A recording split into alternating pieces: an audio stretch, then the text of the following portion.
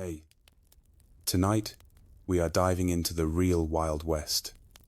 Not the Hollywood version, with its heroic cowboys and dramatic showdowns, but the gritty, dangerous reality where survival was never guaranteed.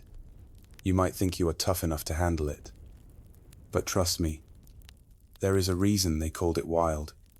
If you are enjoying these stories, I would really appreciate a quick like or even a subscribe. It helps more than you know. I am always curious where you all are listening from. So, drop a comment with your location and what time it is there. I love seeing our little global community connect through these stories. Now, dim the lights. Maybe turn on a fan for that soft background hum. And let us ease into tonight's journey together. We are going to explore why you might not survive even a single day in the untamed American frontier. Congratulations. You have just woken up in the American Wild West of the 1870s. The good news: you are about to experience a legendary chapter of history firsthand. The bad news: your chances of survival just dropped dramatically. The first challenge hits you before you even open your eyes. The smell, not the earthy, pleasant aroma of nature you might expect, but something far more pungent. The stench of unwashed bodies, animal droppings, and what might possibly be raw sewage hanging heavy in the air. You see, bathing was not exactly a priority in the Wild West. Most settlers considered a thorough wash a monthly luxury, and that is being generous. Some went entire winters without a proper bath. Water, was precious out here, and using it to clean yourself seemed wasteful when you needed it for drinking and cooking. As you drag yourself from your bed, which is likely just a straw-filled mattress crawling with bed bugs, you realize how every muscle in your body aches. Life on the 1870s frontier involved constant physical labor from dawn until dusk. There were no weekends off, no vacations, and certainly no ergonomic considerations. Whether you were a farmer, miner, or ranch hand, your body was your primary tool used until it broke down. You might think you work hard in your modern life, but frontier labor was something entirely different. Back-breaking work that left even the strongest people permanently hunched and arthritic by their 30s. Imagine spending 14 hours plowing fields, hauling water, chopping wood, or working deep underground in a mine shaft. No wonder the average lifespan was only about 35 years. Standing on the dusty floor, you notice the chill in the air. If it is winter, your cabin might be 20 degrees below freezing inside. If you had a fireplace, you would have let it burn down overnight to save precious fuel. Good luck finding central heating or thermal underwear in this century. And if it is summer, well, get ready to sweat through every article of clothing you own. There was no escaping the elements in the Wild West. Speaking of clothing, forget comfort. Men typically owned maybe 2 sets of clothes: rough canvas or denim pants, and cotton shirts that chafed against the skin. Women wore multiple layers, regardless of the temperature: chemises, corsets, petticoats, and long dresses that dragged in the dirt. Everything was scratchy, ill-fitting, and rarely cleaned. Those fancy outfits you have seen in Western movies, pure fiction for the average person. Your stomach growls, reminding you it is time for breakfast. Hope you like beans, biscuits, and coffee, possibly for every meal. The Wild West diet was monotonous and nutritionally deficient. Fresh fruits and vegetables were seasonal luxuries. Meat, when available, was often preserved with salt or smoke because refrigeration did not exist. Scurvy, a disease caused by vitamin C deficiency. You know, when your gums bleed and teeth fall out, was common among settlers, despite being easily preventable with modern knowledge. You might think the coffee would at least be good. Cowboys always seem to have a pot brewing in the movies. But what you are served barely resembles what you would recognize as coffee. It is typically boiled to within an inch of its life. Bitter beyond belief, and might include crushed eggshells or even salt to reduce the bitterness. Still, the caffeine would help you face the day, so drink it without complaint. Before heading outside, you might want to check your shoes for scorpions or snakes that could have sought shelter during the night. It was not uncommon for frontier folks to shake out their boots each morning, a habit born from painful experience. One wrong move, and you could be facing a venomous bite miles from any medical help. Stepping outside your cabin, you are immediately aware of how exposed you are. The vast landscape of the American frontier was breathtaking, I'm sure, but it was also unforgiving. Extreme weather could appear with little warning. Blizzards, tornadoes, flash floods, or drought could all mean death for the unprepared. The sky might be clear now, but that could change in minutes. If you have settled in a frontier town, you might think civilization offers some protection. In ways, that is true. In others, it just presents different dangers. Towns in the Wild West were hotbeds of disease. Without proper sewage systems or understanding of germ theory, illnesses spread rapidly through communities. Cholera, typhoid, smallpox, diphtheria, and tuberculosis were constant threats.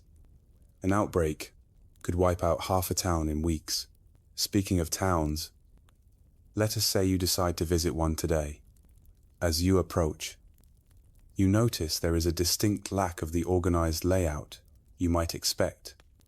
Many Western towns grew haphazardly, with buildings constructed wherever convenient, often without proper planning or infrastructure.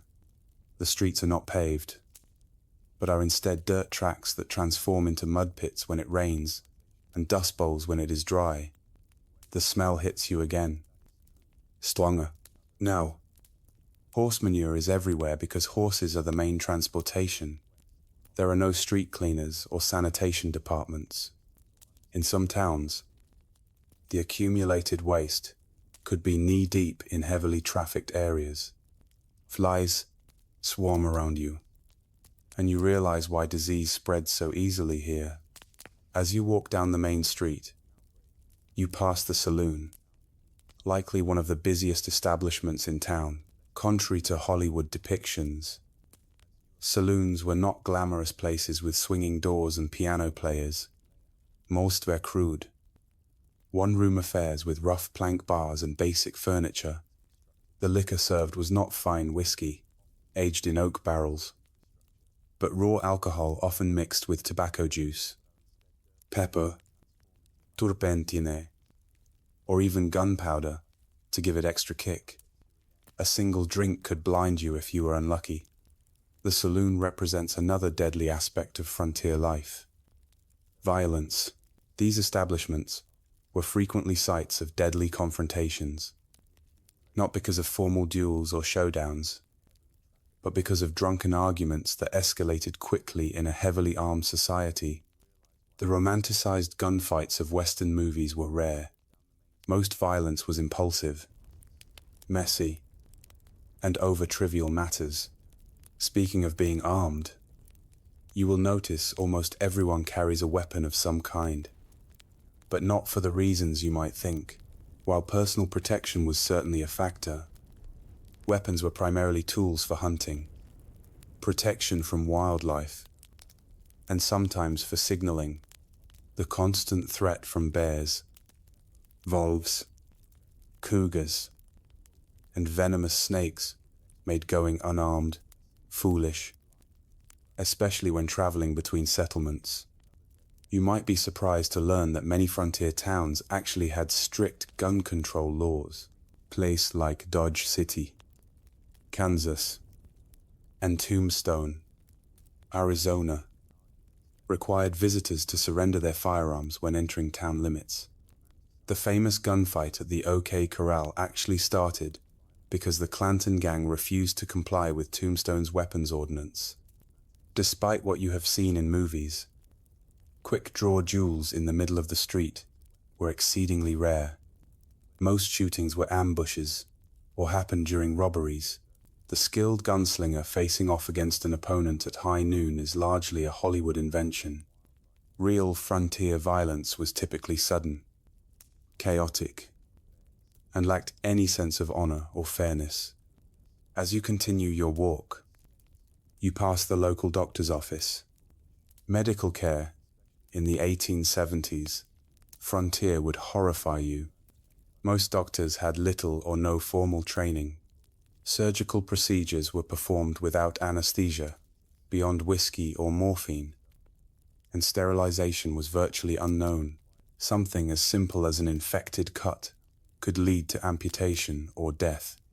Common treatments included bloodletting, mercury compounds, arsenic, and other toxic substances that often did more harm than good.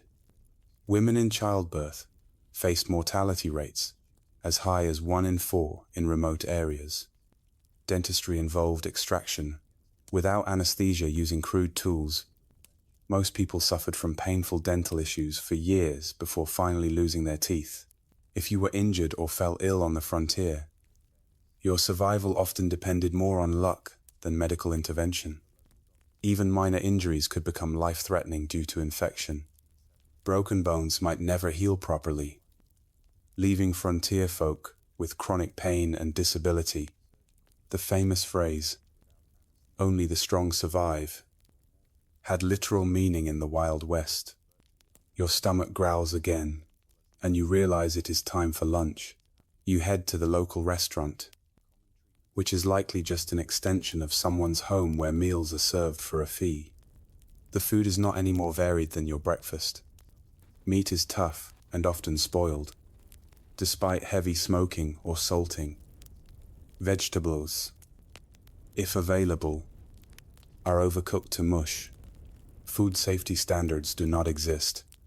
So, dysentery and food poisoning are common occurrences, or while eating, you overhear conversations about recent American Indian attacks, outlaw gangs, or the danger of traveling alone.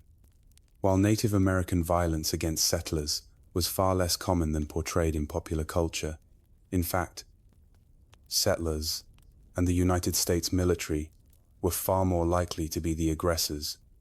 The frontier was still a place of conflict. The systematic displacement of indigenous peoples created tensions that sometimes erupted into violence on both sides. As for outlaws, they were a genuine threat, particularly in remote areas. Law enforcement was sparse, with a single sheriff, sometimes responsible for thousands of square miles. In many places, justice was handled through vigilante action rather than formal legal proceedings. Lynch mobs were common, and the concept of innocent until proven guilty often did not apply. If you were accused of horse theft or cattle rustling, you might find yourself hanging from a tree before sunset, regardless of your actual guilt or innocence. After lunch, you decide to visit the local general store to stock up on supplies. The prices shock you. Basic necessities cost far more on the frontier than back east, due to the difficulty and expense of transportation. A simple can of peaches might cost the equivalent of $20 in today's money. Many settlers spent most of their income on essential supplies, with little left over for comfort or luxury. The store offers another glimpse into frontier reality, the isolation. Mail delivery was infrequent and unreliable. Newspapers might be weeks or months out of date. Information traveled slowly, and you might go years without news from family back east. Many settlers never saw their relatives again after moving west. The psychological toll of this isolation contributed to high rates of depression, alcoholism, and suicide among frontier populations. As the afternoon wears on, you notice dark clouds gathering on the horizon. Weather on the frontier was not just uncomfortable, it could be deadly. Without modern forecasting, storms arrived with little warning. Blizzards could strand travelers, leading to freezing deaths. Tornadoes destroyed entire communities with no emergency services to assist survivors. Flash floods washed away wagon trains. Droughts ruined crops and caused starvation.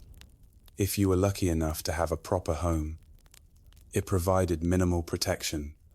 Most frontier dwellings were hastily constructed from whatever materials were available. Sod houses on the plains, log cabins in forested regions, or simple wooden structures in towns. None were particularly effective against extreme weather. Winter temperatures inside could drop below freezing. Summer heat was often unbearable, especially in attics or upper floors where many people slept. As the storm approaches, you decide to head back to your cabin before it hits. On the way, you pass a group of men heading to work at the local mine. Mining was one of the deadliest professions on the frontier. Underground cave-ins, toxic gas exposure, explosions from improperly handled blasting powder, and machinery accidents claimed countless lives. Miners also suffered from long-term health issues, like black lung from coal dust or mercury poisoning from gold processing. Even if you avoided mining, few frontier occupations were safe. Farming involved dangerous equipment with no safety features. Ranching meant working with unpredictable animals weighing hundreds of pounds. Logging had one of the highest fatality rates of any profession. Whatever you did to make a living, your risk of serious injury or death was exponentially higher than in the modern world. You make it back to your cabin just as the rain begins to fall. The roof leaks in several places and you place buckets to catch the water. This is a good opportunity to refill your drinking water, as clean water was scarce and precious. Many frontier settlers drank from the same sources used for washing and watering livestock, leading to waterborne illnesses that could quickly turn fatal. As you sit in your leaky cabin, listening to the rain, you reflect on how different reality is from the romanticized version of the Wild West. There were no heroes or villains, just people struggling to survive in incredibly harsh conditions. The fact that anyone made it through is a testament to human resilience and determination. Night falls early, as you have no electricity. Candles and oil lamps provide minimal illumination, and you are careful with them. Fire was a constant danger in frontier homes. A single spark could mean losing everything with no fire department to call for help. Many towns burned to the ground at least once in their history. You prepare for bed, exhausted from just one day in the Wild West. Your muscles ache. Your stomach is unsettled from the unfamiliar food, and your mind is overwhelmed by the constant vigilance required to stay alive. As you drift off to sleep, you wonder if you will make it through tomorrow, or if you will become just another statistic in the dangerous story of the American frontier. The wind howls outside your cabin, a haunting reminder of how small and vulnerable humans are against the vastness of the untamed wilderness. Tomorrow, if you are lucky enough to see it, will bring all these challenges again, along with new ones you have not yet imagined. In the Wild West, survival was never guaranteed. It was earned day by day, hour by hour, through hardship most modern people can scarcely comprehend. The morning light filters through the cracks in your cabin walls, waking you from a restless sleep. Your body aches from the hard mattress, But there is no time to linger. The Wild West waits for no one. As you rise, remember yesterday's harsh introduction to frontier life and wonder what new challenges today will bring. Let us say you decide to leave town today and travel across the frontier. Whether you are heading to another settlement, joining a wagon train west, or simply exploring, travel in the 1870s was an entirely different experience than what you are used to. The good news is that by this time, the Transcontinental Railroad had been completed, connecting the east and west coasts of America. The bad news, unless you were relatively wealthy or traveling between major cities, you probably could not afford to use it. Most frontier folks traveled by horse, wagon, or simply on foot. If you owned a horse, consider yourself fortunate. Horses were expensive to buy and maintain, putting them out of reach for many settlers. A good horse might cost the equivalent of several months' wages. Then you needed saddles, bridles, feed, and veterinary care. Though veterinary care often meant shooting the animal if it broke a leg or developed certain illnesses, riding itself was no pleasure cruise. Saddles in the 1870s were not designed for comfort, but function. Hours in the saddle left even experienced riders with blisters and aching muscles. And if your horse spooked at a snake or sudden noise, which happened frequently, you could easily be thrown, potentially suffering broken bones or worse, miles from any help. If you could not afford a horse, you might travel by wagon. Forget the romantic image of pioneers cheerfully rolling across pristine prairies. Wagon travel was brutally uncomfortable. The vehicles had no suspension system beyond the slight give in wooden wheels, meaning you felt every rock, rut, and hole in the trail. The constant jarring caused wagon sickness similar to seasickness, leaving travelers nauseous and miserable. Roads, if they existed at all, were typically just dirt tracks carved by previous travelers. After rain, they became muddy quagmires where wagons could sink axle deep. During dry periods, the dust was so thick you could barely breathe or see. Wagons frequently broke down with wheels cracking or axles snapping miles from the nearest settlement. Let us say you have decided to journey all the way to California or Oregon. You have joined a wagon train heading west on the famous Oregon Trail. This 2,000-mile journey was one of the most perilous undertakings of the 19th century. Of the approximately 400,000 people who attempted it between the 1840s and 1860s, an estimated 1 in 10 did not survive. The Oregon Trail was sometimes called the nation's longest graveyard. Some historians estimate that an average of 10 to 15 people died for every mile of the trail. Think about that. A grave every 350 feet or so for 2,000 miles. The trail was lined with makeshift crosses and stone markers, many without names. As families were forced to bury loved ones and continue their journey, disease was the #1 killer on the Oregon Trail.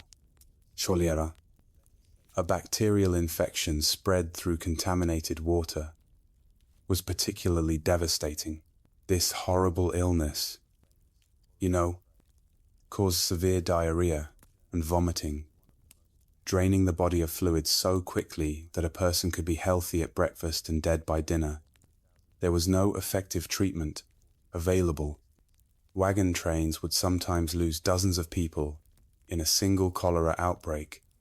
Other diseases like dysentery, typhoid, and mountain fever claimed countless lives.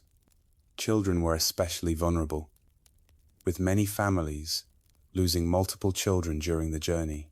Medical care was rudimentary at best, often consisting of folk remedies that did little to help and sometimes made conditions worse. Crossing rivers presented another deadly challenge. Wagons were not designed to float, but pioneers had to cross numerous rivers on their journey west. Some had ferries or fords, but many required the wagon to be floated across like a makeshift boat. Wagons frequently capsized in these crossings, drowning people and livestock and destroying precious supplies. The Platte, Columbia, and Snake Rivers claimed hundreds of lives during the migration period. Contrary to popular belief, attacks by Native Americans were relatively rare. Most tribes were actually helpful to migrants, offering supplies, guidance, and assistance with river crossings. The majority of violent deaths on the trail came from accidents, being crushed by wagon wheels, drowning, or being kicked by draft animals. Firearms accidents were shockingly common, as most travelers were inexperienced with weapons, but carried them for hunting and protection. The psychological toll of the journey was immense. Families buried children, parents, and spouses along the way, then had to continue traveling immediately. There was no time for extended grief on the trail. Each day's delay meant less chance of crossing the mountains before winter snows made passes impossible. The constant stress, grief, and physical hardship led many travelers to mental breakdown. Suicide was not uncommon among trail migrants. If you somehow survived the journey to California or Oregon, your challenges were not over. Many arrived at their destination, having spent all their money and resources on the journey itself. Families often arrived, destitute, malnourished, and ill, only to find that the promised land had its own harsh realities. But let us say you have decided not to travel that far. Perhaps you are heading to a nearby town or settlement instead. Even short journeys in the Wild West presented significant dangers. Travelers might encounter outlaws who saw lone riders or small groups as easy targets. While the frequency of stagecoach robberies was exaggerated in later fiction, they did occur regularly enough to be a legitimate concern.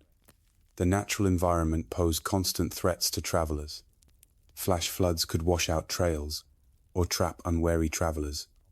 Summer heat in desert regions could kill through dehydration and heat stroke. Winter blizzards routinely trapped travelers, sometimes leading to freezing deaths or desperate situations like the infamous Donner Party, where survivors resorted to cannibalism to stay alive. Navigation itself was challenging in an era before detailed maps. Travelers relied on vague directions, landmarks that could change or be misidentified, and the experience of guides who sometimes proved unreliable.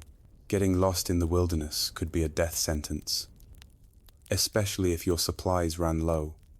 As you travel today, you notice another aspect of frontier life that movies rarely depict accurately: the stunning diversity of people. The Wild West was not populated solely by white cowboys and settlers. It was a meeting ground of cultures from around the world. Chinese immigrants worked as railroad builders, miners, and merchants. Mexican families had been living in the Southwest long before it became United States territory. Black cowboys made up as much as 25% of the workforce on some ranches. European immigrants from Germany, Ireland, Italy, and Scandinavia brought their cultures and traditions. And of course, dozens of distinct Native American nations had called these lands home for thousands of years before others arrived. This diversity, however, did not mean equality or harmony. Racial violence was a common feature of frontier life. Chinese railroad workers faced brutal discrimination and were often forced to take the most dangerous jobs for lower pay than white workers. Mexican landowners frequently saw their property seized through legal manipulation or outright theft after the Mexican-American War. Black Americans who moved west, hoping to escape Southern discrimination, often found frontier racism just as entrenched, if different in form, despite their crucial contributions to ranching, mining, and building frontier communities, they were frequently excluded from economic opportunities and social acceptance. For Native Americans, the expansion of white settlement was nothing short of catastrophic. The indigenous population of North America, once numbering perhaps 15 million people, had been reduced to fewer than 300,000 by 1900. Disease, warfare, forced relocation, and the deliberate destruction of their food sources, particularly the buffalo, decimated numerous tribes and nations. United States government policies systematically pushed Native Americans from their traditional lands onto reservations, often in areas with poor soil and few resources. Treaties were regularly broken when valuable resources were discovered on reservation lands. Native children were taken from their families and placed in boarding schools designed to erase their cultural identity, operating under the philosophy of kill the Indian, save the man. The romanticized cowboys versus Indians narratives of later films grossly misrepresented the complex interactions between settlers and indigenous peoples. Many native nations initially tried to accommodate newcomers and adapt to changing circumstances. Violence typically erupted after repeated treaty violations, encroachment on tribal lands, or the liberate provocations. As you continue your journey, you ponder another group whose experience differed markedly from Hollywood depictions. Women on the frontier. Far from helpless damsels or schoolmarms of Western movies, frontier women performed incredibly demanding physical labor while navigating restrictive social expectations. On homesteads and farms, women not only handled traditional domestic duties like cooking, cleaning, childcare, and making clothing, but also worked in the fields, tended livestock, and defended the home when necessary. Their workday typically started before dawn and ended well after dark with few, if any, days of rest. A frontier woman might need to plow fields in the morning, deliver a neighbor's baby at midday, fight off predators threatening the livestock in the afternoon, and still prepare meals and care for her own children throughout. Many women became widows young due to the dangerous nature of frontier life and had to manage farms or businesses alone while raising children. Despite their essential contributions, women had few legal rights. In most territories and states, they could not vote, own property independently, if married, or have custody of their children in the event of divorce. Domestic violence was considered a private matter, with little legal recourse available to victims. For unmarried women, options were severely limited. Teaching was one of the few respectable professions, though female teachers were paid significantly less than their male counterparts and were often expected to resign upon marriage. Some women found economic independence through running boarding houses, working as nurses, or establishing millinery or dressmaking businesses. Then there were the soiled doves, prostitutes who worked in frontier brothels and saloons. While later, mythology romanticized these women, the reality was typically grim. Many entered the profession out of economic desperation after being widowed or abandoned. Physical abuse, drug addiction, and venereal disease were common hazards of the work. Even those who managed to earn substantial money found themselves socially ostracized and unable to transition to more respectable positions. Some women did find greater freedom on the frontier than they might have back east. The shortage of women in Western territories gave them more marriage options and sometimes better treatment as communities competed to attract and keep female residents. A few territories like Wyoming and Utah granted women voting rights decades before the 19th Amendment, recognizing their essential contributions to frontier development. As the day wears on and you continue traveling, you might wonder about law enforcement in this supposedly lawless land. The reality was complex and varied widely by location. Major cities and towns typically had some form of organized law enforcement, but vast rural areas had minimal, if any, official protection. County sheriffs were elected officials responsible for maintaining order across sometimes enormous territories. A single sheriff might be the only law enforcement for thousands of square miles, making regular patrols impossible. They relied heavily on deputizing ordinary citizens during emergencies, creating poses to pursue criminals or respond to violence. Town marshals handled law enforcement within town limits, sometimes with a few deputies in larger settlements. These positions were often dangerous and poorly paid, attracting a mix of dedicated public servants and those who enjoyed the power the badge provided. Some famous lawmen like Wyatt Earp moved between legitimate law enforcement and more questionable enterprises throughout their careers. Federal marshals had jurisdiction throughout territories and states, but were few in number. They typically focused on major crimes like counterfeiting, mail robbery, or offenses involving multiple jurisdictions. The legendary United States Marshals of Western movies, single-handedly bringing law to lawless towns, were largely fictional creations. In many remote areas, justice was handled through informal community action rather than official legal processes. Vigilante groups formed to address perceived threats when formal law enforcement was absent or ineffective.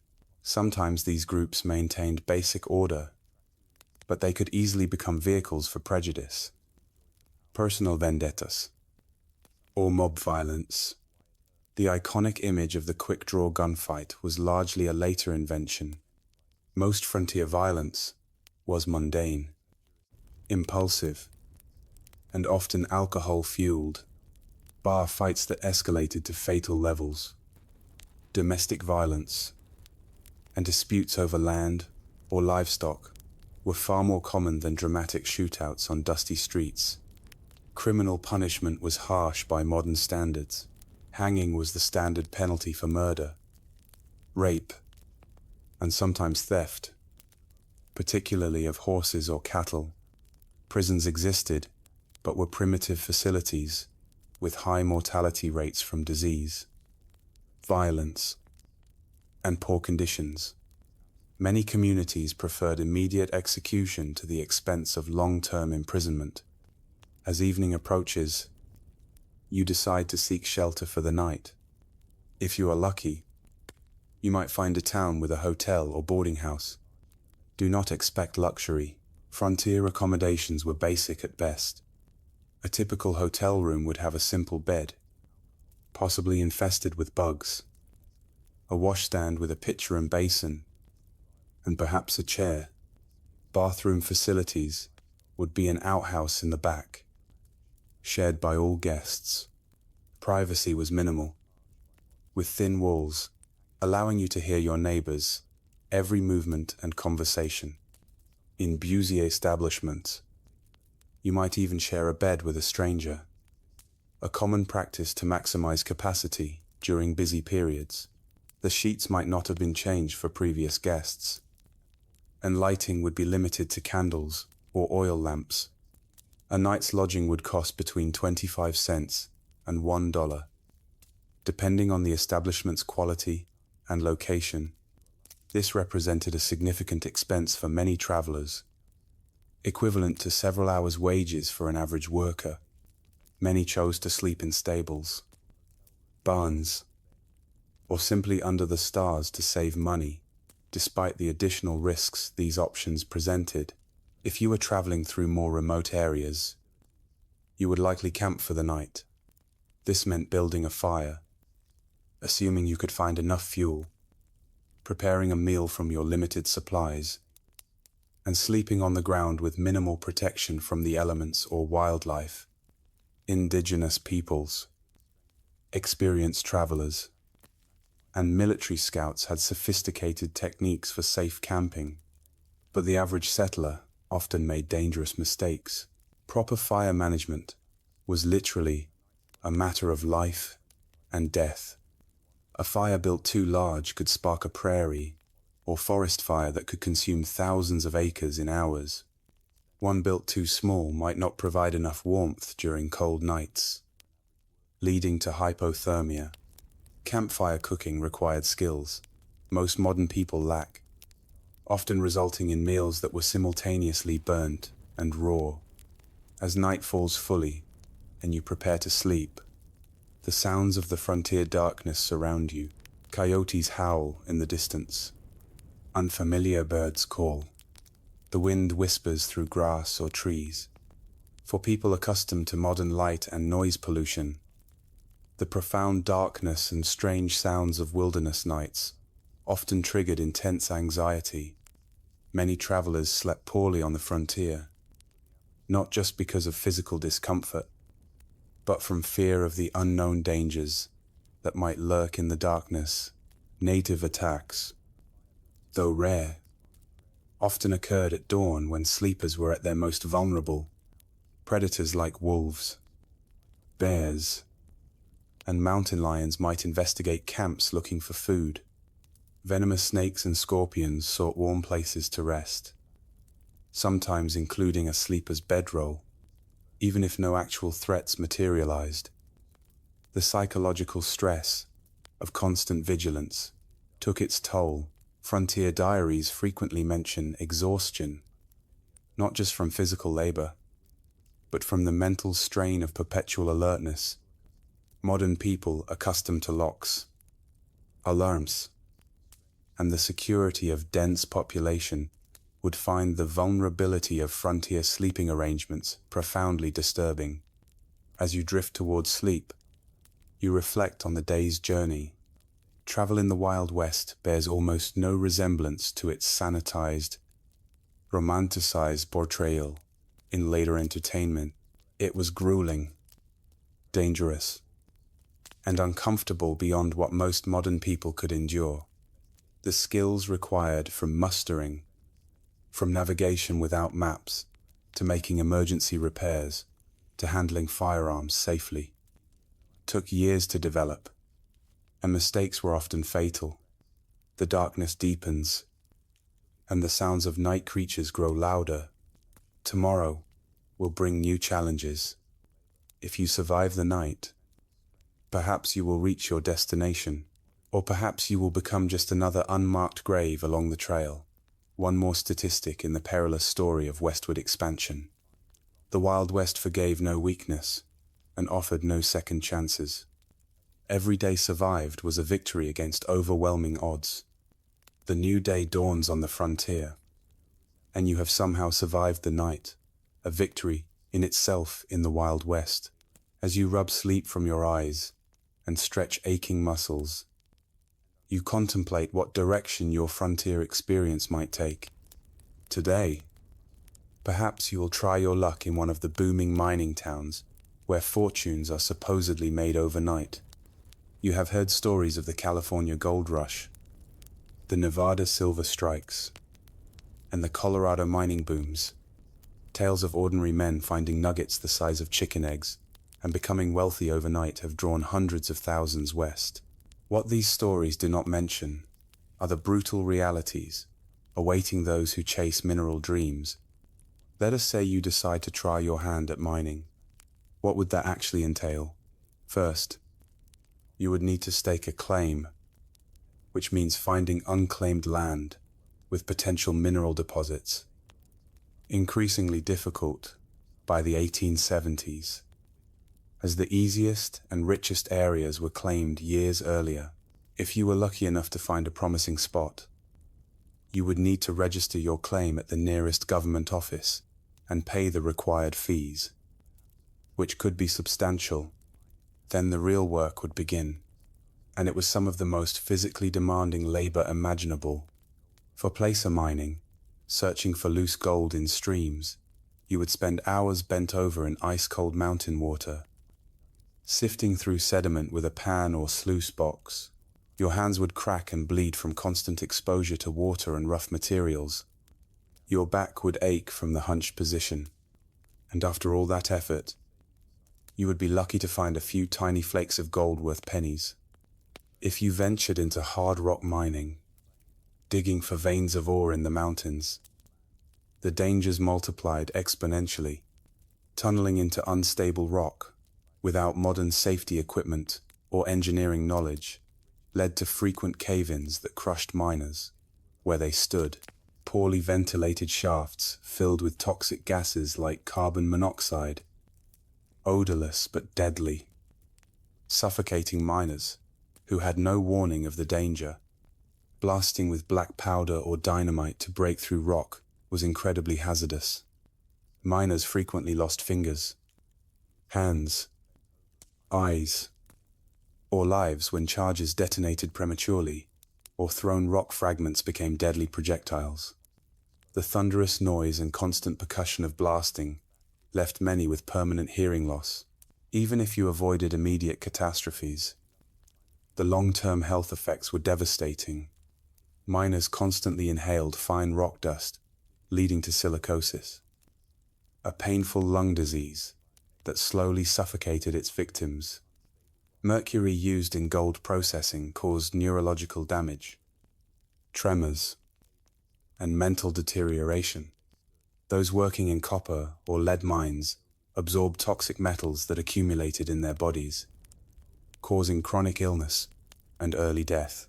The mining industry of the 1870s had virtually no safety regulations or oversight. Mine owners prioritized profit over worker welfare, and injuries were considered an expected part of the job. Medical care for injured miners was minimal and often ineffective. A serious injury typically meant the end of a miner's career and livelihood, with no disability support or workers' compensation available. For all these risks and hardships, what was the likely reward, despite the mythology of the lucky prospector? The vast majority of miners barely earned subsistence wages. By the 1870s, most workers were employed by large mining companies rather than working independently, earning $2 to $3 for a grueling 10 to 12-hour day. Studies suggest that storekeepers, saloon owners, and prostitutes consistently made more money than the miners whose dreams sustained frontier mining towns. Speaking of mining towns, they were notoriously rough places. Imagine a community composed primarily of young, single men engaged in dangerous work, with few women, families, or civilizing institutions. Alcohol consumption was astronomical. The average mining camp resident consumed several times more alcohol than the typical American today.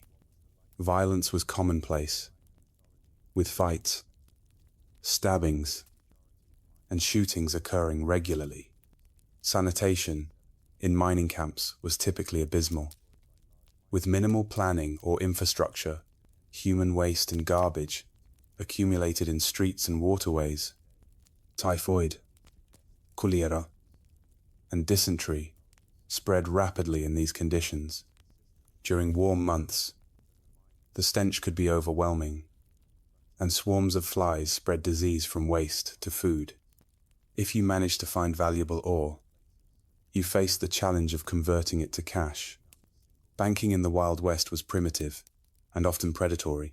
Many mining towns had no banks at all, forcing miners to carry gold, dust, or ore themselves, making them targets for theft. Some saloons and general stores offered to buy gold, but frequently at rates far below actual value, taking advantage of miners' limited options. Where banks did exist, they operated with minimal regulation or oversight. Bank failures were common, often wiping out customers' life savings without warning or recourse. Many bankers were little more than confidence men who established storefronts, collected deposits, and disappeared overnight with all the funds. Without federally backed currency, paper money was issued by individual banks. and its value fluctuated wildly, depending on the bank's reputation. Counterfeit bills circulated widely, and even experienced merchants could be fooled by well-made fakes.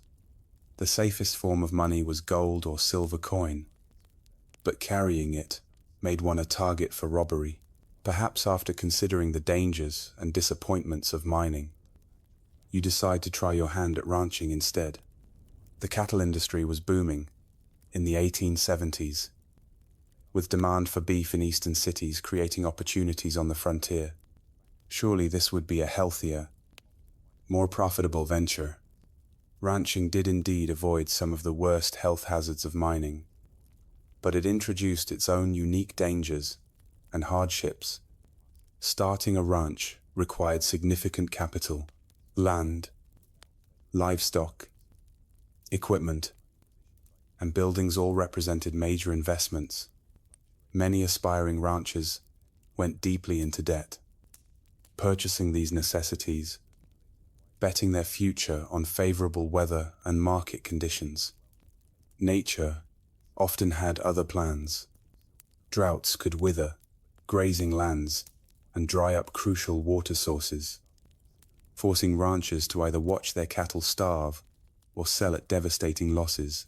Harsh winters could kill entire herds, as happened in the infamous Great Die-Up of 1886 to 1887, when up to 90% of cattle on northern ranges froze or starved to death during unusually severe weather. Disease could sweep through herds, wiping out a rancher's investment overnight. Texas fever, anthrax, and other infectious diseases had no effective treatments in the 1870s. Predators like wolves and cougars took a constant toll on livestock, particularly vulnerable calves. Poison au plomb, quicksand, and injuries further reduced herds. The iconic cattle drives, moving herds hundreds of miles to railroad shipping points, were not romantic adventures, but grueling, dangerous undertakings.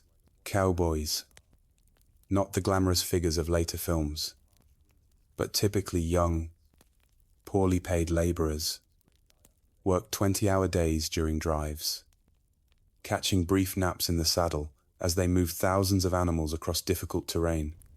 These drives faced constant threats. River crossings could turn deadly in minutes if animals panicked, creating deadly pileups that drowned cattle and cowboys alike. Stampedes, which could be triggered by something as simple as a lightning strike or snapping twig, turned thousands of 1,500-pound animals into an unstoppable, destructive force. Cowboys caught in stampedes were often trampled to death. The cowboy's life was far from the freedom portrayed in Western mythology. They typically earned about $30 per month for exhausting, dangerous work. Most were very young men, often teenagers from poor backgrounds with few other options. A significant percentage were Black, Mexican, or mixed-race individuals facing discrimination that limited their opportunities elsewhere. Their diet on the trail consisted mainly of beans, salt pork, and biscuits, with minimal fresh food. Medical care was limited to whatever the trail cook might know about folk remedies. Injuries common in such dangerous work often went untreated until they became life-threatening. Many cowboys died young from injuries, exposure, or violence. Perhaps ranching does not appeal after all. What about farming?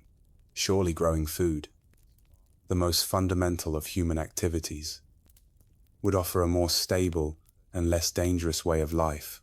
On the frontier, the Homestead Act of 1862 had opened vast areas of the West to settlement, offering 160 acres free to anyone who would live on and improve the land for 5 years.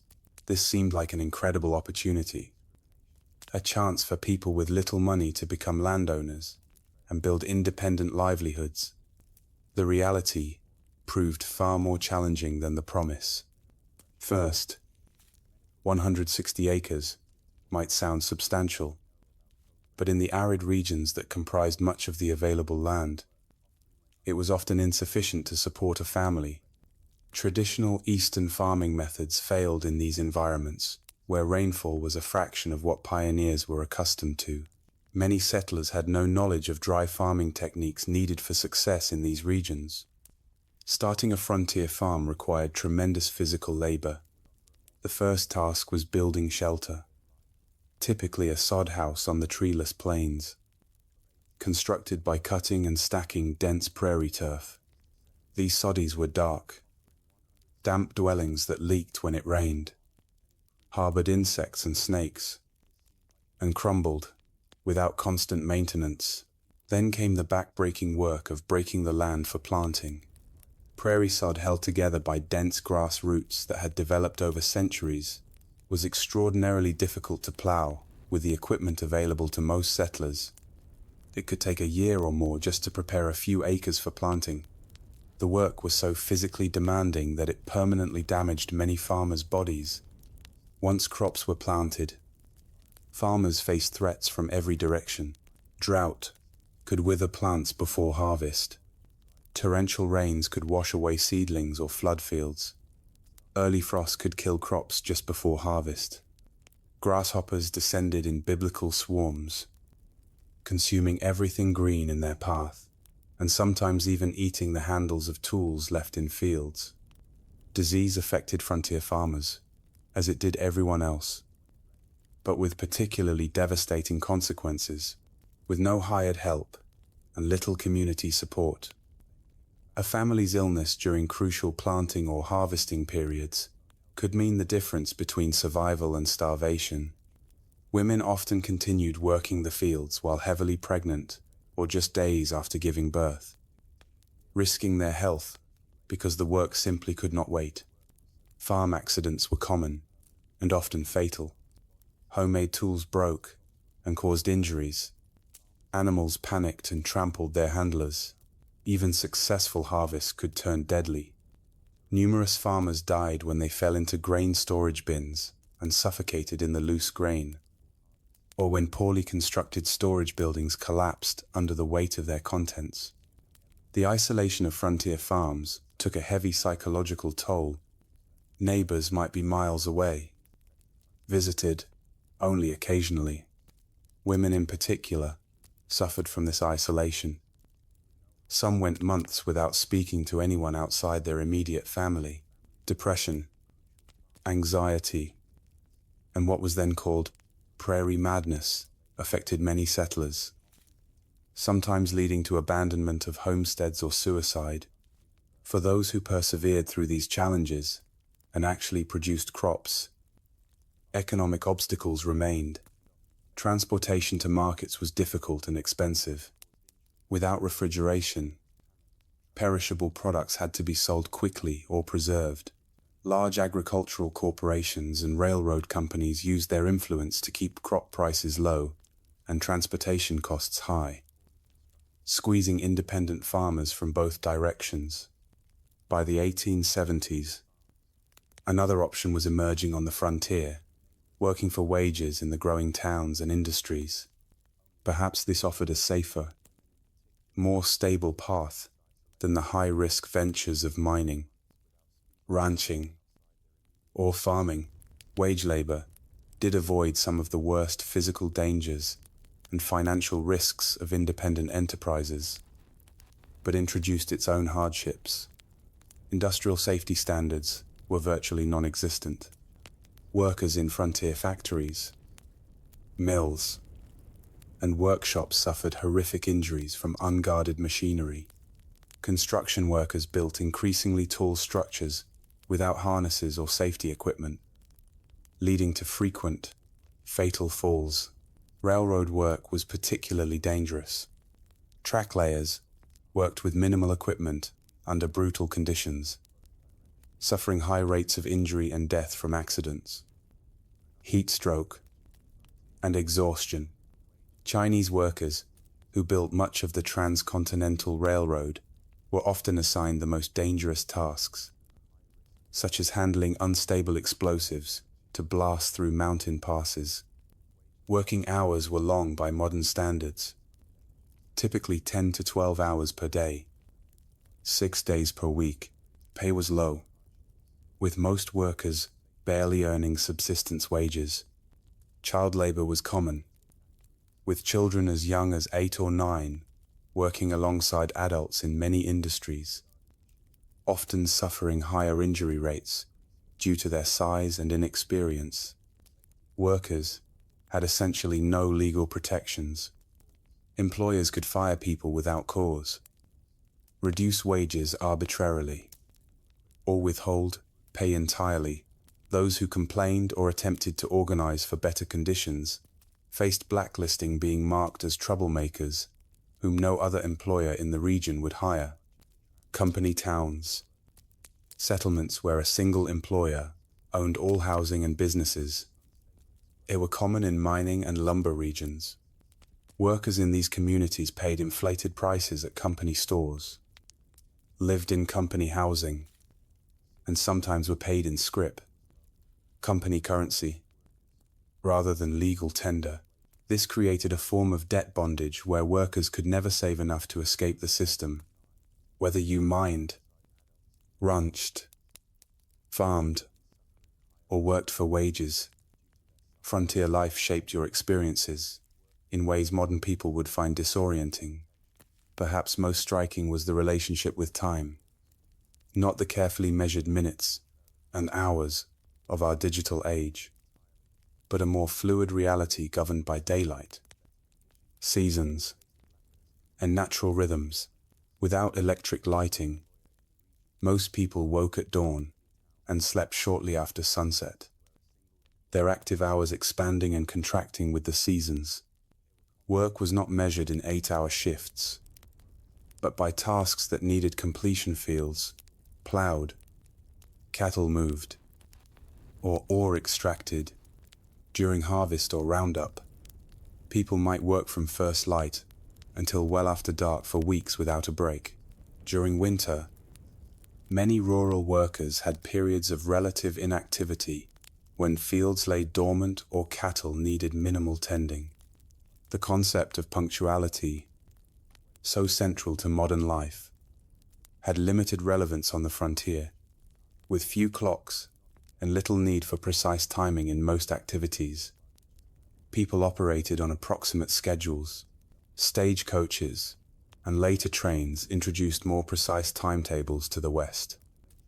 But outside these specific contexts, morning or after dinner were sufficiently specific time designations for most purposes. Entertainment and leisure looked nothing like their modern counterparts. After exhausting work days, most frontier folks had little energy for complex activities. Conversation around the fire, storytelling, or simple card games were common evening pastimes.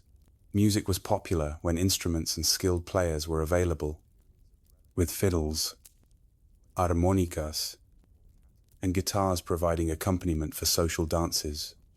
Reading material was precious and often shared among entire communities.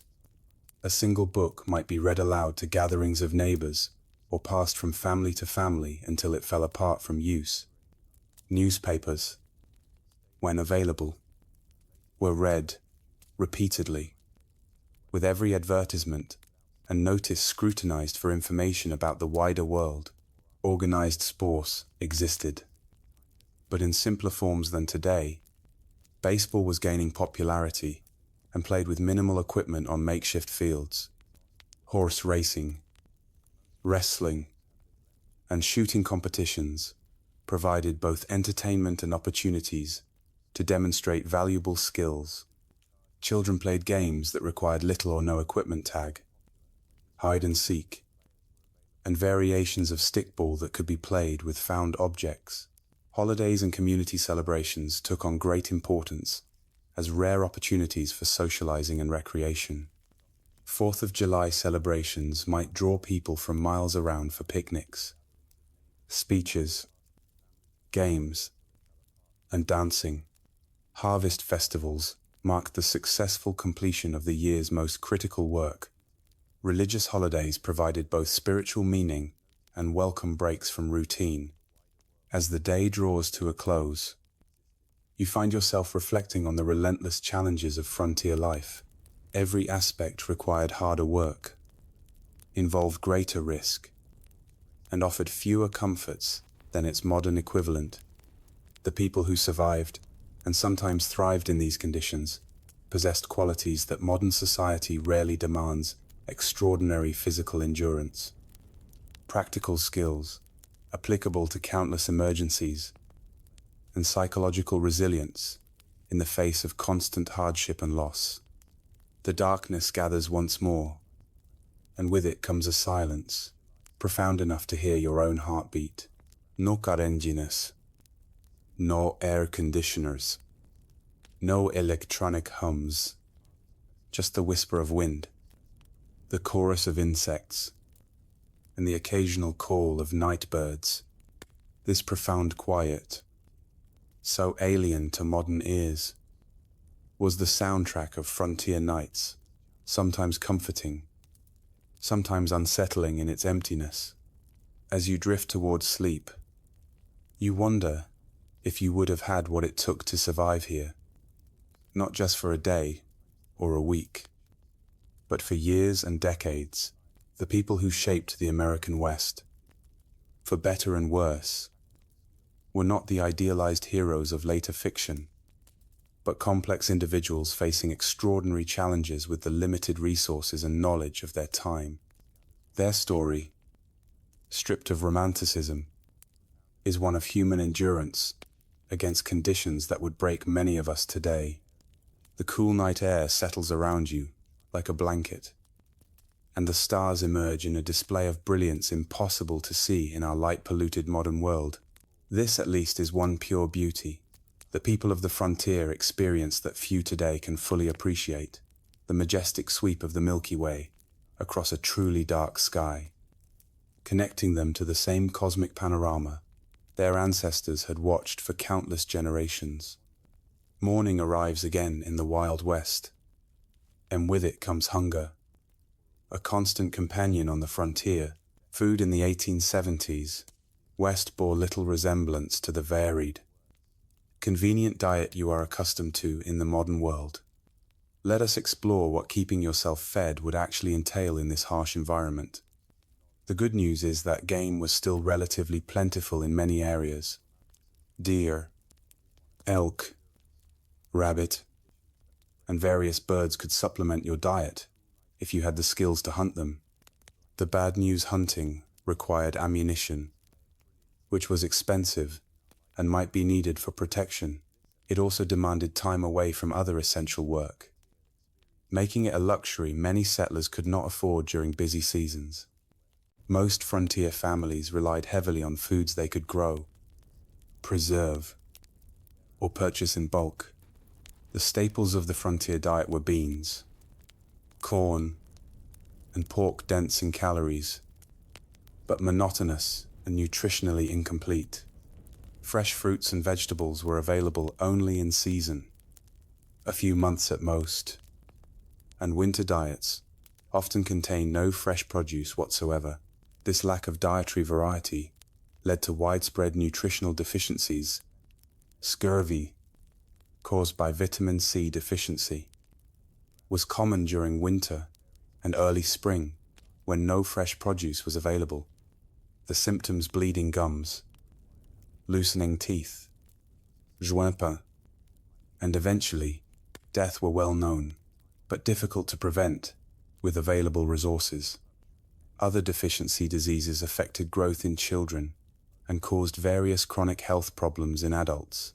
Food preservation was a constant challenge and critical survival skill. Without refrigeration, meat needed to be consumed quickly or preserved through smoking, salting, or drying. These methods deterred bacterial growth but drastically changed flavors and textures while reducing nutritional value. The heavy salt content of preserved foods contributed to high blood pressure and other health issues. Women spent enormous amounts of time preserving food when it was abundant for use during scarce periods. Vegetables were pickled in vinegar or fermented, Fruits were dried or preserved with sugar if available. Root vegetables might be stored in root cellars, underground spaces that maintained cool temperatures. These preservation efforts were not optional activities, but essential survival work that could determine whether a family would eat during winter. Food storage presented its own problems. Properly prepared, preserved foods could last months or even years, but improper techniques led to spoilage and potentially deadly food poisoning. Additionally, stored food attracted pests. Rats, mice, and insects consumed portions of most stored food supplies, and their droppings contaminated what remained. Most frontier families simply accepted a certain amount of insect parts and rodent droppings in their flour, beans, and other staples as unavoidable. Cooking itself was far more labor-intensive than modern people can easily comprehend. Meals were prepared over open hearths or wood-burning stoves that required constant attention and fuel. In wood-scarce prairie regions, women and children might spend hours gathering buffalo chips, dried manure, or twisted grass to burn as cooking fuel. Water had to be hauled from wells or streams, often hundreds of pounds per day, for cooking, cleaning, and drinking. Even with these efforts, meals lacked the variety and flavor profiles modern people expect. Spices were expensive luxuries, used sparingly. If at all, sugar and coffee were treasured items, often hoarded for special occasions. Fresh milk was available only if a family kept a cow, and only for part of the year when the cow was producing. Most frontier children grew up with simple, repetitive diets that would horrify modern nutritionists. Interestingly, despite these limitations, obesity was rare on the frontier. The combination of limited food supplies, minimal sugar consumption, and constant physical labor kept most people lean. However, this leanness was not necessarily healthy. Many frontier folk suffered from malnutrition, even when they had sufficient calories to sustain their work. Beyond basic survival needs like food, frontier life presented unique challenges for families raising children. If you had been born in the Wild West rather than just visiting it, your childhood would have been dramatically different from modern experiences. Childhood itself was conceived differently. In the 19th century, children as young as 6 or 7 were expected to contribute meaningful work to family survival, not as educational chores, but as essential economic contributions. Young children minded livestock, gathered eggs, picked vegetables, watched younger siblings, and helped with countless other tasks that freed adults for heavier work. By age 10 or 12, most frontier children worked alongside adults at nearly adult capacity. Boys followed fathers into fields, barns, or workshops, learning skills through direct participation rather than formal instruction. Girls worked with mothers, learning the complex domestic skills necessary for frontier homemaking, not simple housekeeping, but the production of essential goods like clothing, preserved food, candles, and soap. This early adulthood extended to other areas of life. Children were not sheltered from the harsh realities around them. They witnessed births, deaths, slaughtering of animals, and the sometimes violent conflicts of frontier communities. They were expected to understand and adapt to these realities rather than being protected from them. Education, as modern people understand it, was limited and inconsistent on the frontier. In established towns, schools might operate for a few months each year, typically during winter, when agricultural work was minimal. One teacher, often barely educated themselves, might be responsible for students ranging from 5 to 17 years old, all studying in a single room. Physical conditions in these schools were challenging. Buildings were poorly insulated, leading to freezing conditions in winter and stifling heat in warmer months.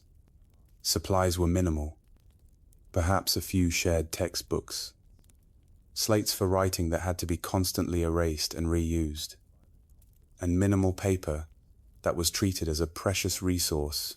Corporal punishment was the standard disciplinary approach, with whipping or beatings administered for infractions as minor as whispering or failing to memorize assigned material.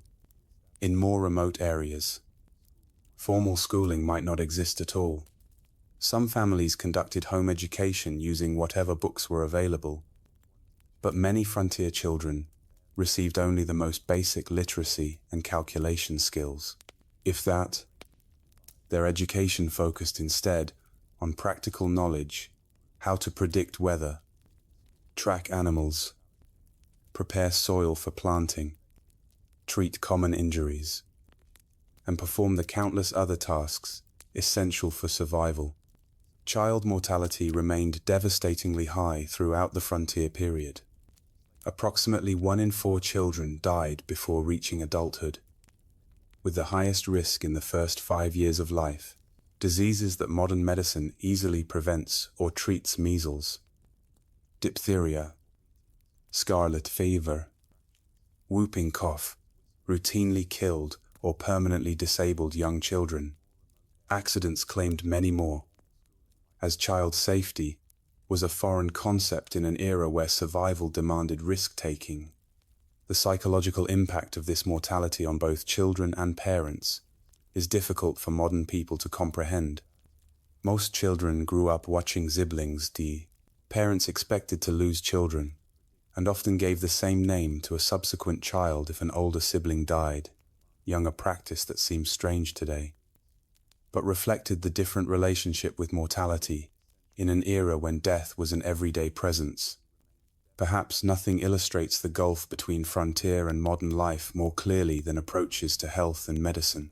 If you became ill or injured in the 1870s West, your experience would bear almost no resemblance to modern healthcare. The first difference would be the absence of professional medical care in most situations. Doctors were scarce, with many communities having none at all.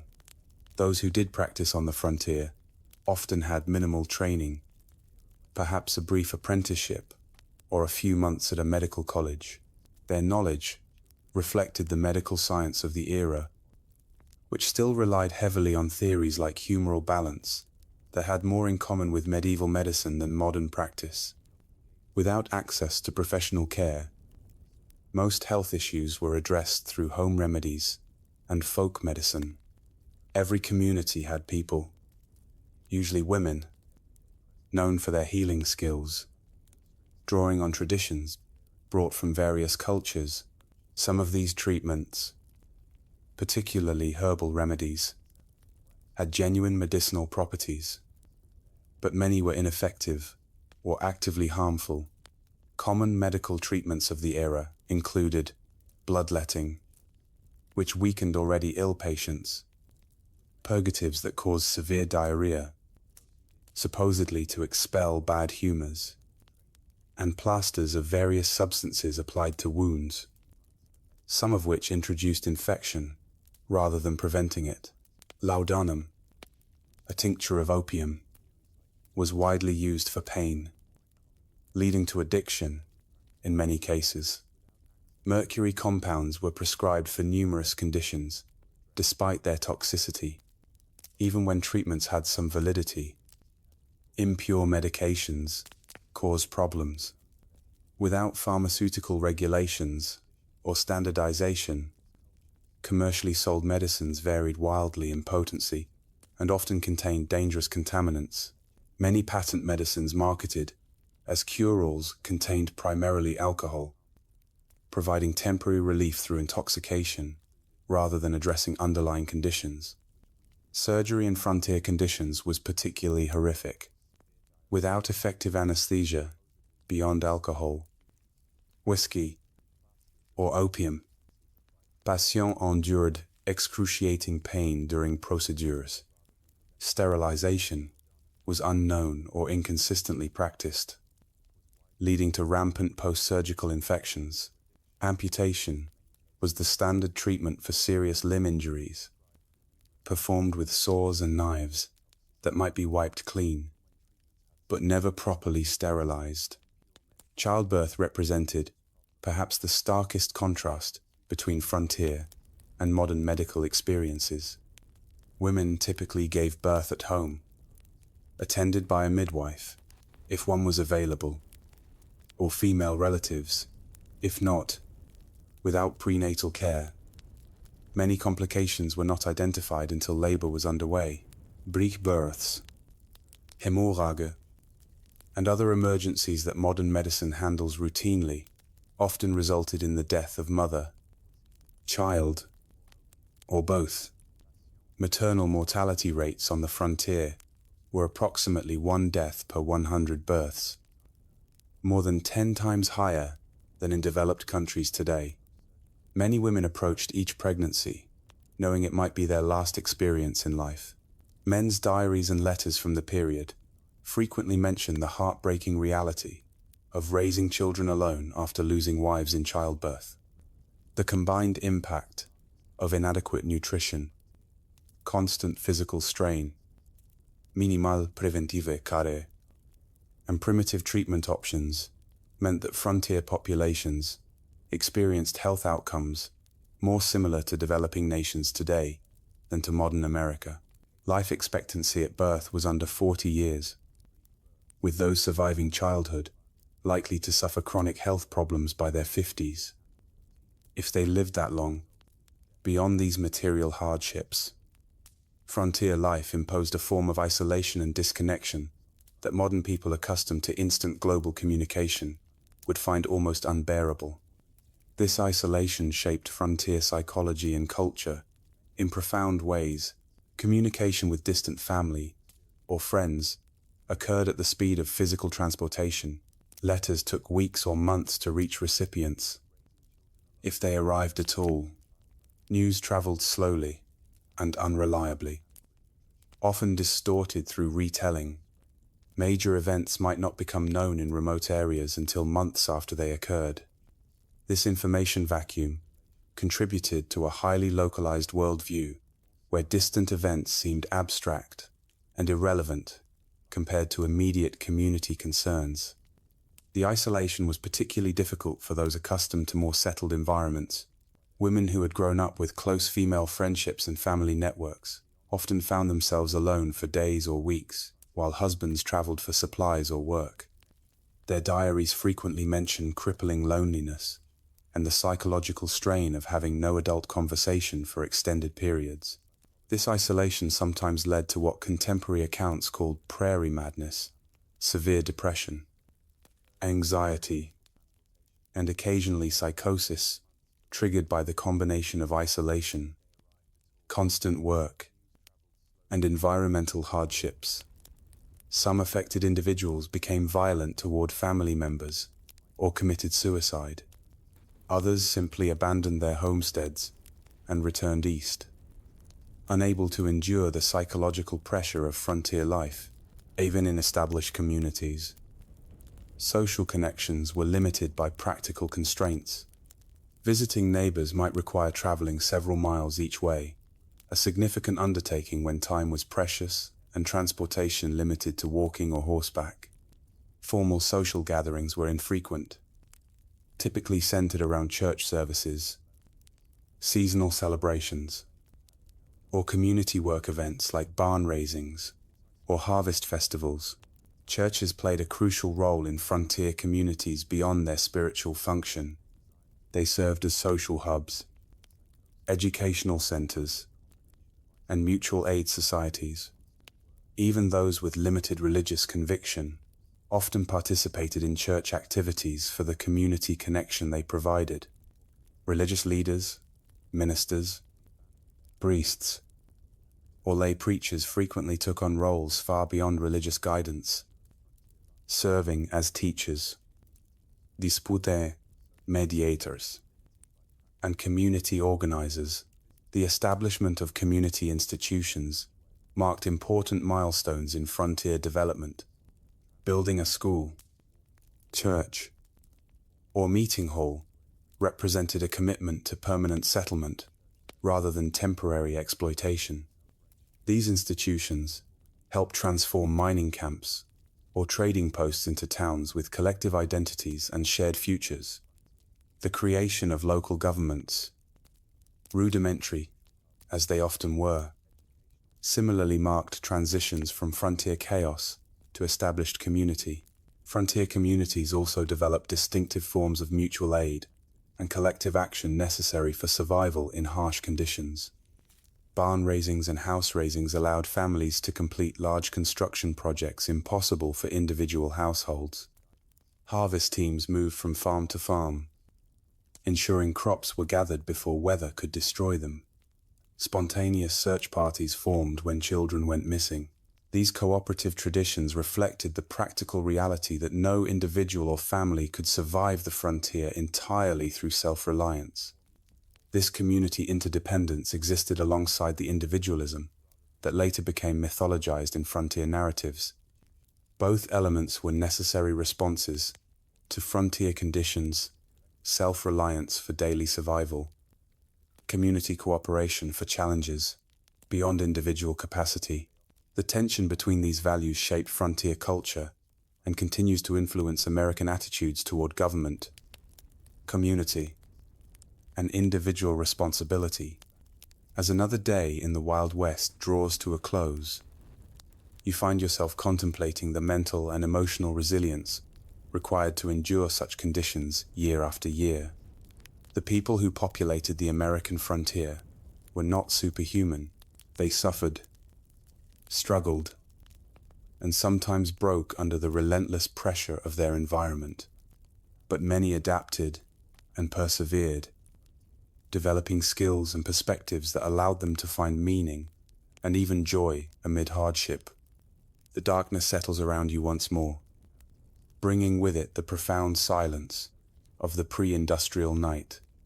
The day's experiences have given you a glimpse into a world both familiar and utterly alien, a world where survival required constant vigilance, where comfort was rare and luxury almost non-existent, where death was an everyday companion rather than a distant stranger. As sleep approaches, you wonder about the people who chose this life, or had it thrust upon them by circumstance. What drove them west? What sustained them through blizzards, droughts, illness, and loss? What would they think of the world their struggles helped create, a world of abundance and security beyond anything they could have imagined? Built on foundations they laid through exhausting labor and countless sacrifices, the questions follow you into dreams filled with endless prairies, towering mountains, and the faces of those who tamed the Wild West, not through romantic gunfights, but through the quiet heroism of daily persistence against overwhelming odds. Their story, stripped of Hollywood glamour and frontier mythology, stands as a testament to human adaptability and the extraordinary courage of ordinary people facing extraordinary challenges. Dawn breaks on what will be your final day in the Wild West. As golden light spills across the landscape, you take a moment to appreciate the raw beauty that drew so many westward. Despite the dangers and hardships, the frontier was a place of stunning, natural grandeur. Vast prairies rippling like oceans, mountains scraping the sky, canyons plunging into the earth's depths. This beauty, at least, was not a Hollywood invention. But even this relationship with the natural world differed profoundly from modern environmental perspectives. The frontier mentality viewed nature primarily as a resource to be conquered and exploited, rather than preserved or protected. Timber was cut without consideration for regeneration. Game was hunted to the edge of extinction. In many regions, streams were diverted, polluted, or destroyed for mining operations with no thought for downstream consequences. The near extinction of the American bison stands as perhaps the starkest example of this exploitative approach. In the 1700s, an estimated 30 to 60 million bison roamed North America. By 1884, fewer than 1,000 remained. This devastation was not simply the result of hunting for food or hides, though that played a part. It was also deliberate policy encouraged by the United States government as a way to deprive Plains Indian tribes of their primary resource, forcing them onto reservations. General Philip Sheridan, a key military leader in the Plains Indian Wars, reportedly stated, "Let them kill, skin, and sell until the buffalo is exterminated. It is the only way to bring lasting peace and allow civilization to advance." Whether or not he actually spoke these exact words, they accurately reflect government policy of the era. The destruction of the buffalo herds was environmental warfare designed to break indigenous resistance by eliminating their way of life. For Native American nations across the West, the expansion of white settlement represented an apocalypse, not just physical displacement, but the collapse of economic systems, spiritual practices, and cultural identities tied to specific landscapes and resources.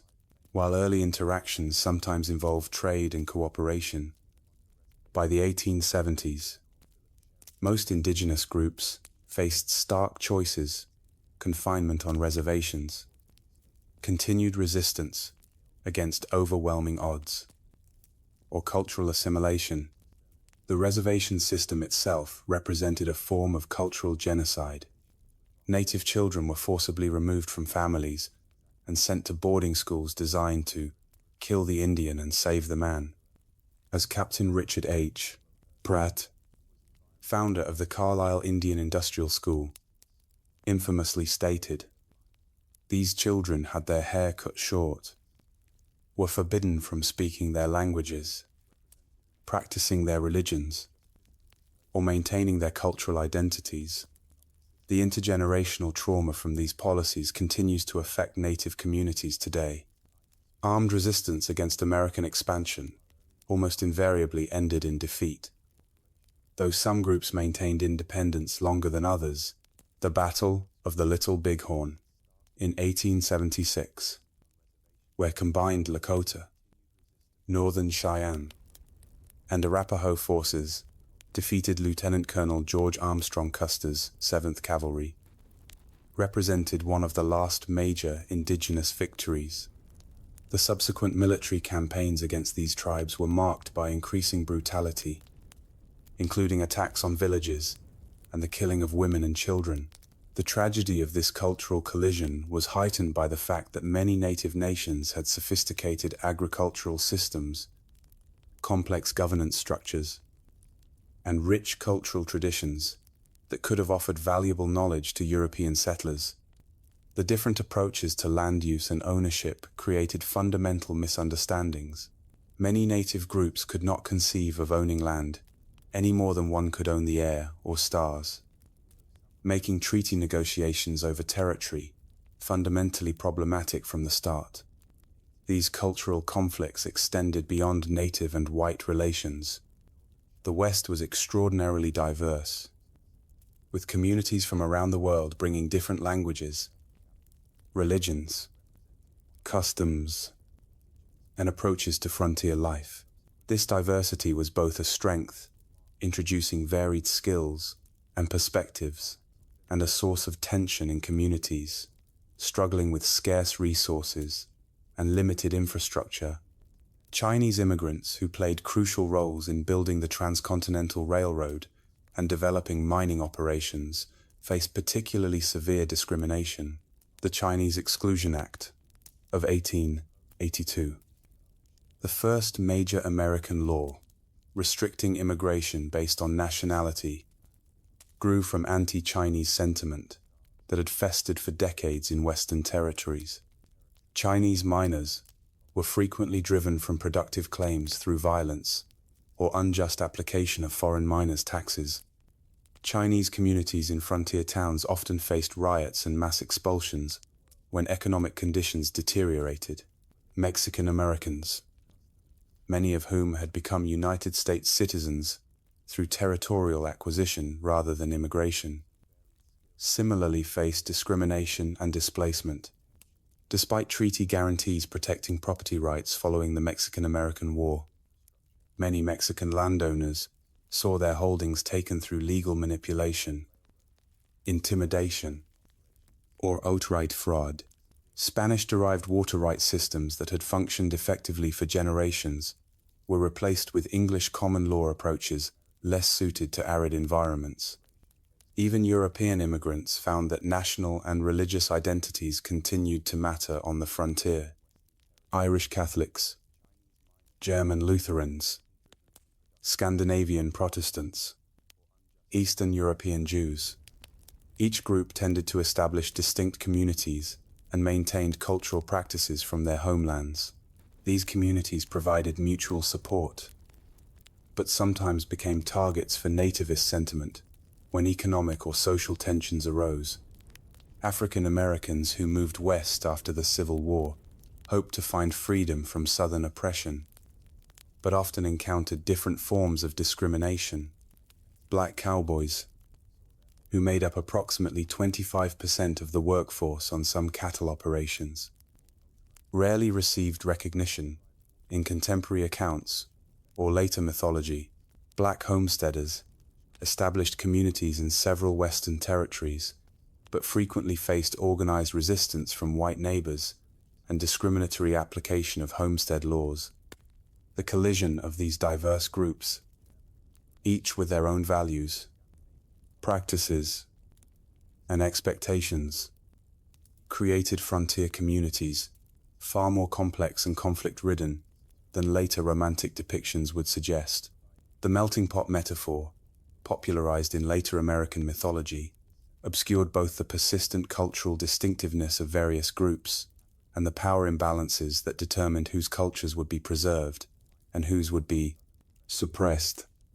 As the day progresses, you find yourself in a frontier town undergoing rapid transformation, a transition happening across the West during the 1870s and 1880s. The initial phase of settlement, characterized by individual prospectors, independent farmers, and small-scale enterprises, was giving way to more organized corporate development of Western resources. The arrival of railroads catalyzed this transition. The Transcontinental Railroad, completed in 1869, dramatically reduced travel time between East and West from months to days. Subsequent branch lines penetrated previously isolated regions, connecting them to national markets and supply chains. This transportation revolution allowed large-scale extraction of Western resources for Eastern factories and enabled mass-produced Eastern goods to flood Western markets. These economic connections accelerated the integration of Western regions into national systems, but often disadvantaged small producers. Independent miners could not compete with large mining corporations that brought industrial methods and capital investment. Family farms struggled against agricultural enterprises operating on vast acreage. Small ranchers found themselves squeezed by cattle companies with investor backing and political connections. Corporate interests increasingly dominated political as well as economic structures. Railroad companies, mining conglomerates, timber interests, and large landholders exercised enormous influence over territorial and early state governments. Water rights, mineral claims, grazing access, and timber concessions were allocated through processes that typically favored those with financial and political power rather than small operators or community interests. This transition from frontier to integrated region was not simply economic, but cultural. The rough-edged mining camp or cattle town gradually acquired institutions that signaled permanence and connection to wider society. Banks, schools, churches, newspapers, theaters, and fraternal organizations. Streets were surveyed and sometimes paved. Wooden structures were replaced with brick and stone buildings. Local governments enacted ordinances regulating behavior that had previously gone ungoverned, for many who had been attracted to the frontier precisely because of its freedom from Eastern constraints. These changes represented unwelcome domestication of the wild spaces they had sought. Some continually moved westward, ahead of advancing civilization, seeking new frontiers. Others struggled to adapt to increasing regulation, competition, and social expectations. The mythological end of the frontier, declared in the 1890 census, represented real psychological and cultural challenges for those whose identities were tied to frontier conditions. Part of this transformation involved the taming, or at least management, of frontier violence.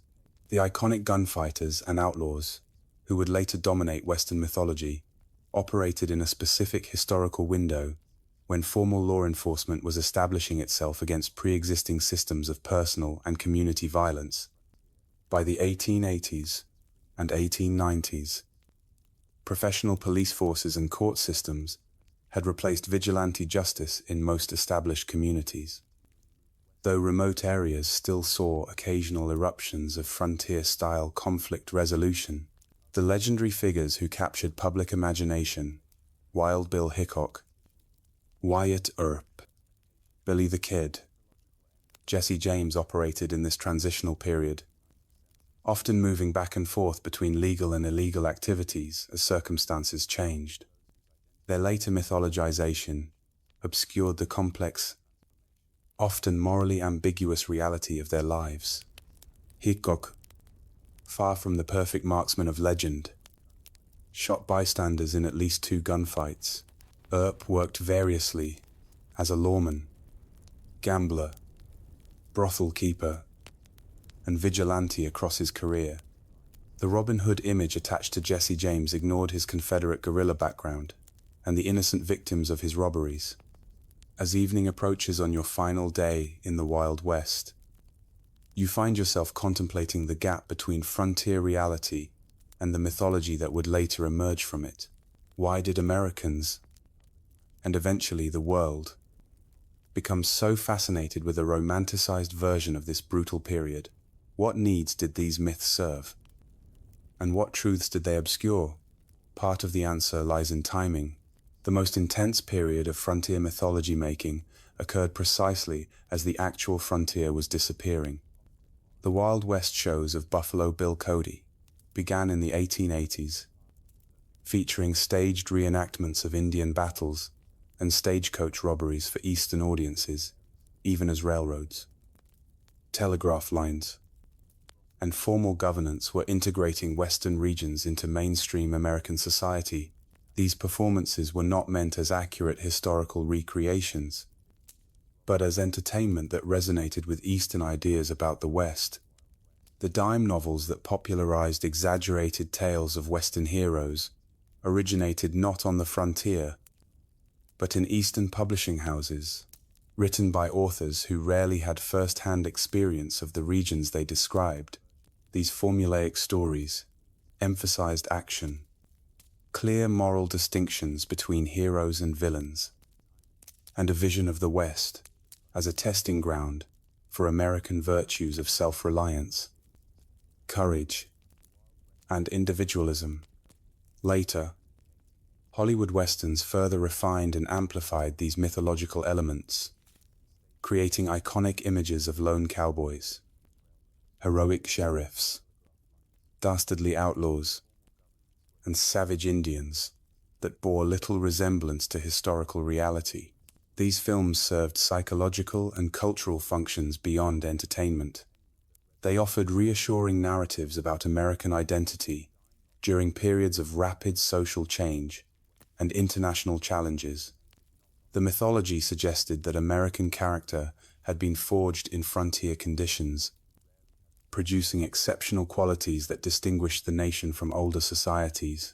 It implied that American expansion across the continent had been not just inevitable, but morally justified a triumph of civilization over wilderness and progress over primitive cultures. It presented simplified moral frameworks where good invariably triumphed over evil through righteous violence, justifying America's growing military and economic power on the world stage. What these myths obscured was the complex, morally ambiguous reality of Western development, the genocide of indigenous peoples, the exploitation of immigrant labor, the environmental devastation, the corporate manipulation of political systems, and the deeply divided community struggling with fundamental questions about identity, governance, and resources. The real West offered no simple moral lessons, but rather a case study in how human societies adapt to challenging conditions, sometimes showing remarkable cooperation and creativity, sometimes descending into exploitation and brutality. As darkness falls once more, you reflect on your brief journey through the unromanticized Wild West. You have experienced firsthand why the average person today, accustomed to abundant food, medical care, physical safety, and countless comforts unknown to frontier dwellers, it would likely not survive even a single day in the actual conditions of the 1870s frontier.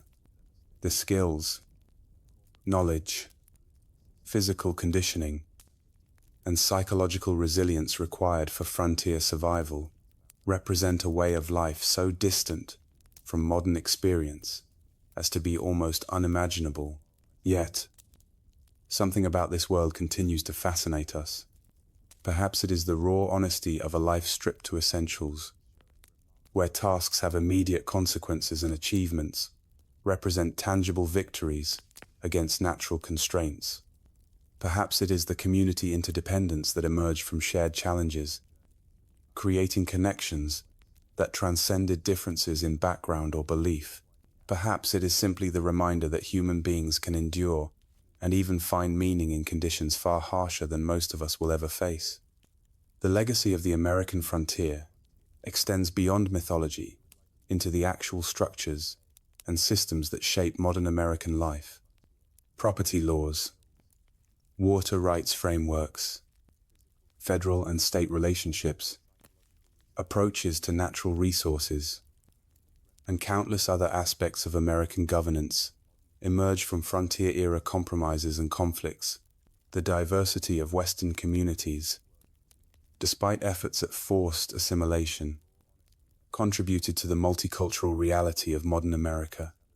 Even the continuing tensions between individual rights and collective welfare, local control and national standards, exploitation and conservation, have roots in frontier-era debates. For indigenous peoples, the frontier era represents not a glorious chapter in national expansion, but the devastation of ancient lifeways and the beginning of a long struggle for cultural survival and sovereignty that continues today.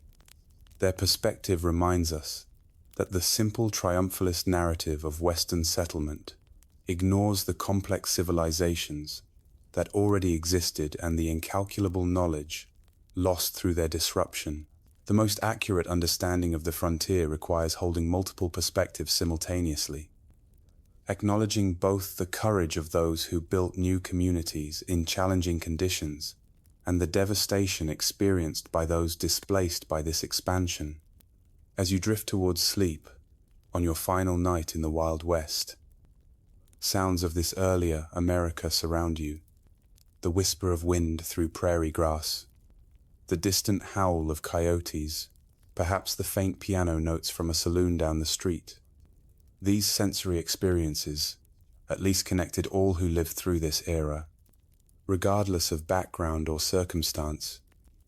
The vast skies, extreme weather, imposing landscapes, and profound silences shaped everyone who encountered them, creating a shared relationship with the environment. Even amid cultural conflicts, tomorrow you will return to your own time, carrying with you a deeper understanding of this pivotal period in American history. You will never again see a Western film or read a frontier novel without recognizing the sanitized, simplified version of a complex reality. You will appreciate the extraordinary comfort and security of modern life achieved through technological advances, unimaginable to frontier dwellers. You might find yourself more aware of the skills and knowledge lost in the transition to our specialized, technology-dependent society, the practical self-sufficiency that allowed frontier people to build, en repère, grow, preserve, and create what they needed with minimal outside support.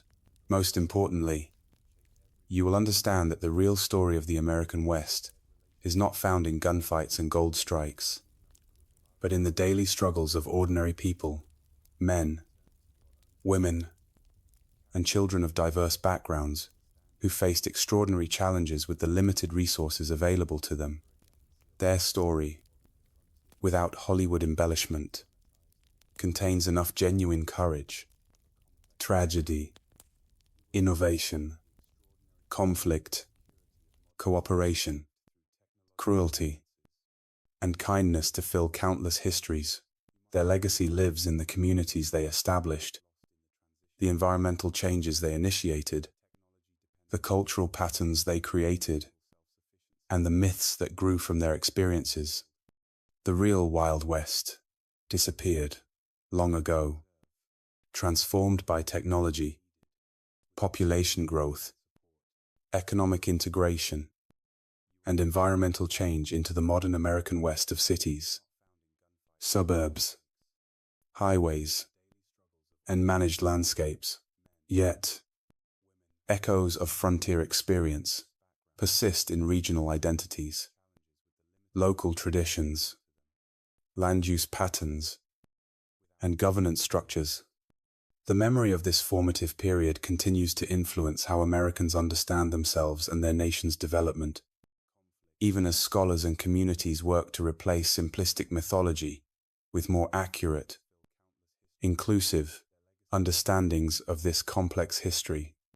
As you finally surrender to sleep, the boundary between past and present seems to blur.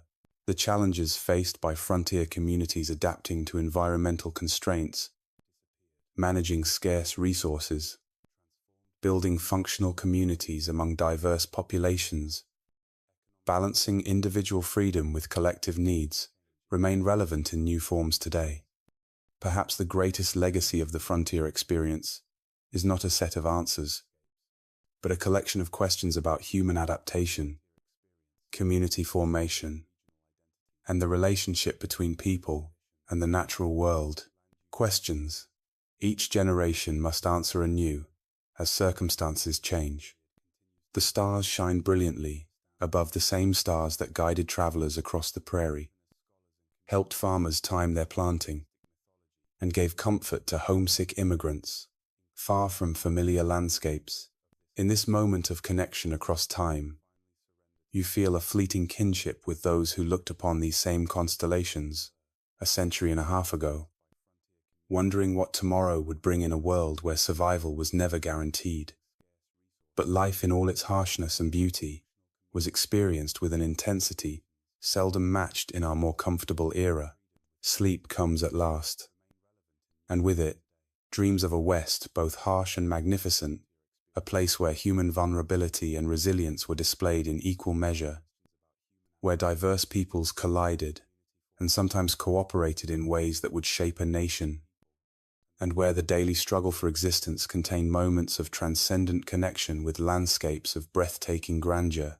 The real Wild West, stripped of romantic illusion, offers a window into human experience at its most elemental, challenging, frightening, and occasionally sublime.